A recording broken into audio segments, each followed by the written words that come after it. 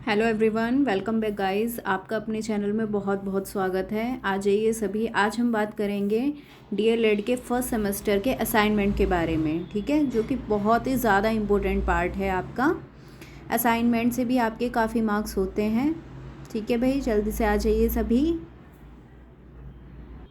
अब देखिए, इसमें डीएलएड में आपका स्पेशली असाइनमेंट इतना ज़्यादा इम्पोर्टेंट क्यों हो जाता है, वो इसलिए है क्योंकि आपका टोटल जो पेपर होता है वो होता है 800 नंबर में से, है ना। और उसमें से ये मान के चलिए कि आपके 50% जो मार्क्स होते हैं वो आपके इंटरनल होते हैं। तो उसमें आपकी इंटर्नशिप भी होती है, आपके असाइनमेंट भी होते हैं और आपके इंटरनल एग्ज़ाम भी होते हैं, ठीक है, जो कि होते हैं आपके कॉलेज वालों के हाथ में, ठीक है भाई। तो मेरा सजेशन यही है कि सभी अपनी फ़ाइलें बिल्कुल टाइम से और बिल्कुल प्रॉपर मैनर में बनाएंगे, ठीक है। चलिए, आज मैं आपको यहाँ पर मैथ्स की फ़ाइल दिखाने जा रही हूँ कि कैसे आपको फ़ाइल बनानी है। देखिए, ये एक कवर पेज है, ठीक है।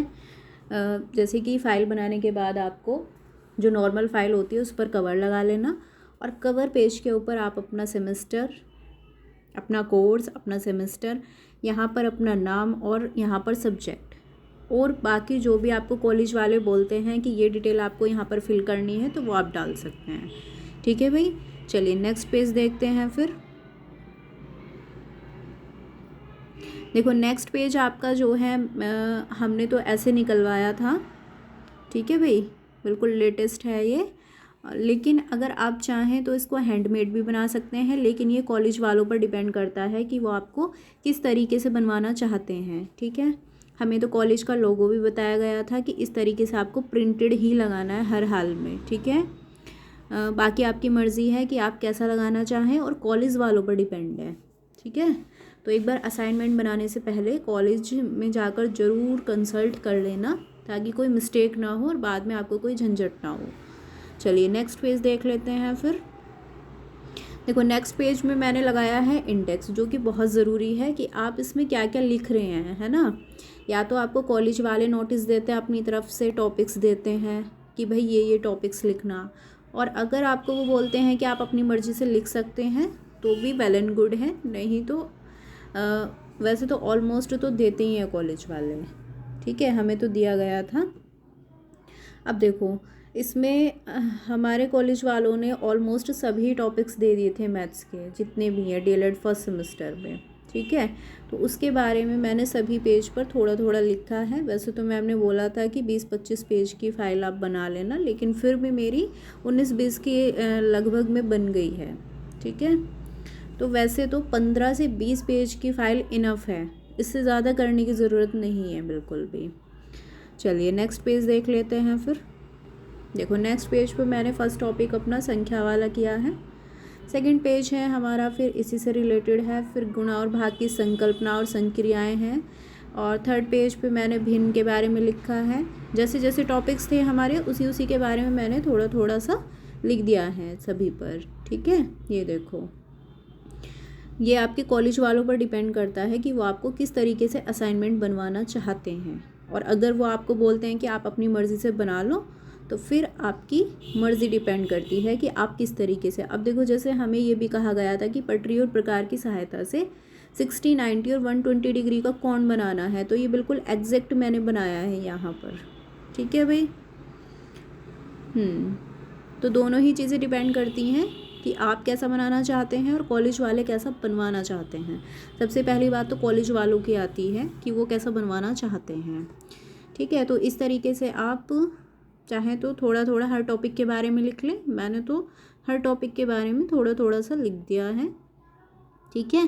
तो यहाँ तक हमारे टोटल हो गए हैं ये 19 पेज। देखो, आप वैसे आपको देखने में काफ़ी छोटा लग रहा होगा ये, लेकिन पूरे 19 पेज का असाइनमेंट है। काफ़ी टाइम लगता है इसको बनाने में। 19 पेज लिखना, हर असाइनमेंट के लिए कम से कम 10 फाइलें होती हैं, है ना।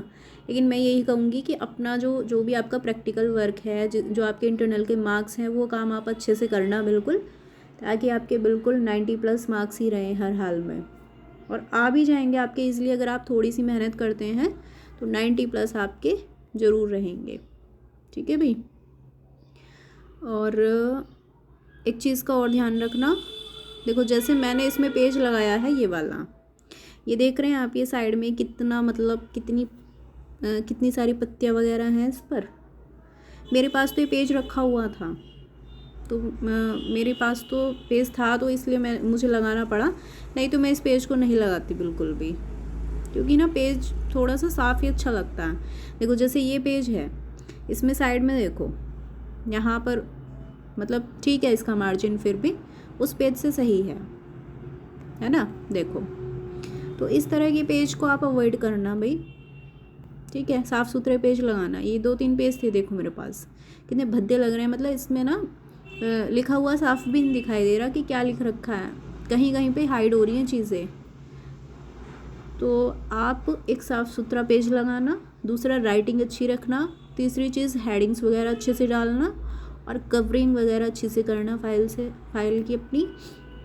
और चौथी चीज़ ध्यान रखना कि प्रॉपर होनी चाहिए फाइल बिल्कुल, ठीक है। इंडेक्स वगैरह सब कुछ होना चाहिए, एक अलग ही इम्प्रेशन जाता है टीचर पर, ठीक है। बाकी आपके कॉलेज वालों पर भी डिपेंड करता है। आई होप कि आज आपको ये फ़ाइल समझ में आ गई होगी। नेक्स्ट वीडियो में हम मिलेंगे, दूसरी फ़ाइल के बारे में डिस्कशन करेंगे। फिर भी अगर आपको कोई क्वेरी है तो आप मुझे कमेंट बॉक्स में कमेंट करके पूछ सकते हैं, ठीक है। और अगर अभी तक किसी ने भी चैनल को सब्सक्राइब नहीं किया है तो सब्सक्राइब कर लो ज़रूर, क्योंकि आने वाली हर एक वीडियो की नोटिफिकेशन आपको तभी मिलेगी, ठीक है। तो सब्सक्राइब करना मत भूलना, और दोस्तों में शेयर कर दो, जितना हो सके उतना ज़्यादा शेयर कर दो भाई। चलिए, okay, thank you so much, have a good day, bye bye.